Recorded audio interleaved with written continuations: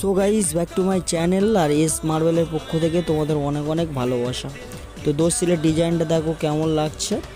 তো আমরা এই বাড়িতে প্রায় 2 মাসের মতো কাজ করেছি।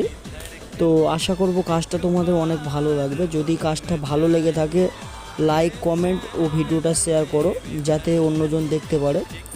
তো এখানে 2-4 টাইলস দেওয়ালে লাগানো হয়েছে। তো এটা কিচেনটা কেমন লাগছে তোমরা কমেন্ট করে জানাও। যদি কিচেনটা ভালো লেগে থাকে অবশ্যই লাইক করো, কমেন্ট করো তোমাদের কেমন লেগেছে।